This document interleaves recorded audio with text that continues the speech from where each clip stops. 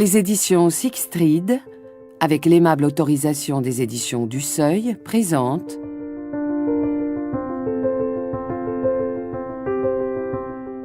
Tout homme est une nuit, de Lydie Salvert, interprété par Lazare Herson-Macarel et Alain Granier.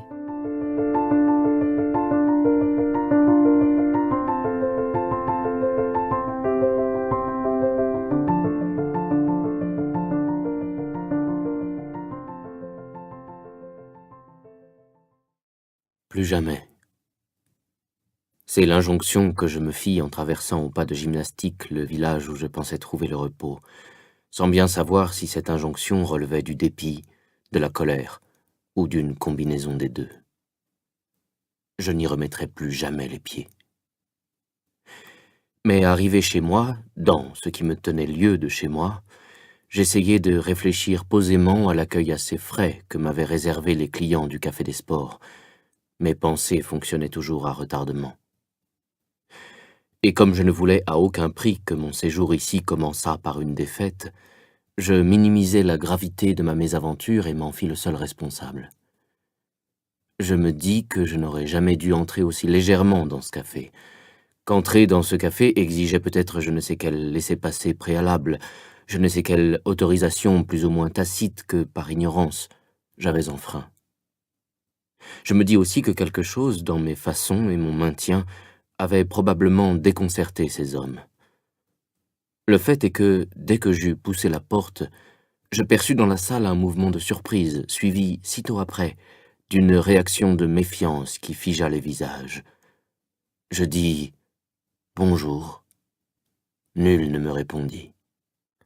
Mon instinct me commanda de faire aussitôt demi-tour et je faillis céder à cette intimation. Mais je me ravisai et, faisant un violent effort sur moi-même, je m'approchai du zinc et demandai « Un café, s'il vous plaît ». Je l'avalai d'un trait sous l'œil soupçonneux des buveurs qui s'étaient arrêtés de parler et surveillai chacun de mes gestes comme si j'allais sortir un revolver de ma poche, puis je gagnai précipitamment la sortie, 10 regards plantés dans mon dos. Une fois dans la rue, je me retins de courir.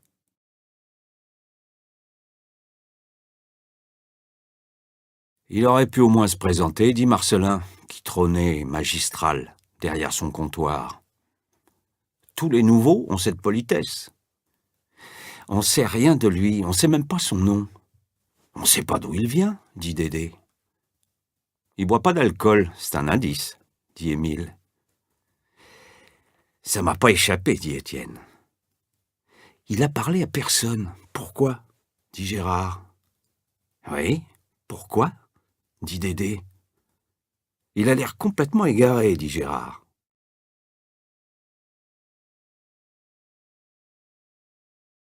Comme je gravissais le lendemain les marches qui mènent à la Grand-Place, j'aperçus devant moi une vieille femme qui semblait peiner en portant son panier.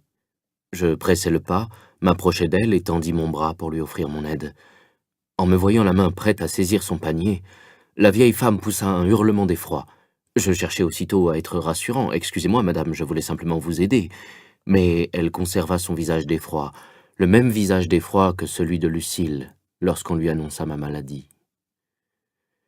J'étais sans doute trop jeune pour avoir cette expérience des grands voyageurs qui savent immédiatement ce qu'il convient de dire pour se faire accepter des natifs.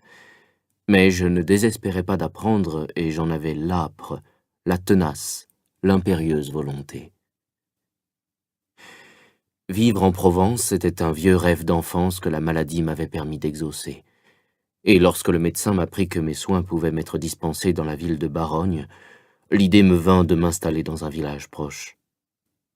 J'y habitais depuis 8 jours. J'espérais m'y faire une place. J'avais ce sentiment que si ma vie devait être brève, je la voulais sinon heureuse. Je savais confusément que je ne parviendrais jamais au bonheur. Je ne me donnais pas ce droit. Un cœur trop remuant et trop à vif m'en empêchait. Tout du moins adouci. « Est-ce qu'il a un métier » demanda Étienne. « Pas à ma connaissance, dit Dédé. »« Il n'a pas les mains d'un travailleur, dit Étienne. »« Il a des mains de gonzesse, dit Émile. »« Jusqu'à plus ample informé, il se roule les pouces, dit Marcelin en remplissant les verres.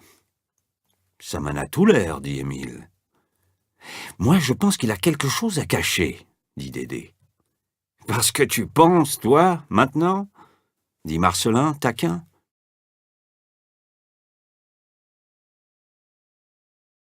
La maladie m'avait pris de court.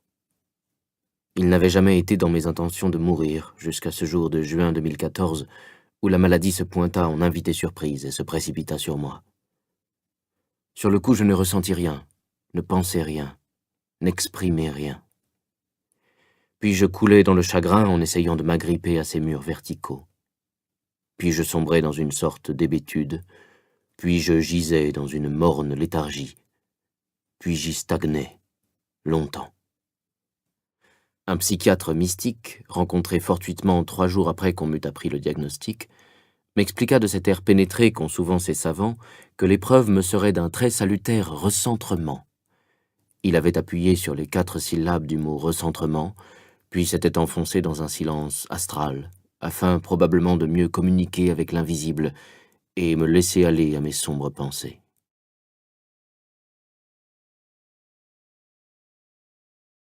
Il est pas très causant, le nouveau, dit Dédé. Et pas liant du tout, dit Étienne. Oui, pourquoi qu'il parle à personne, dit Émile. Qu'est-ce qu'on lui a fait, dit Étienne. C'est louche, dit Dédé.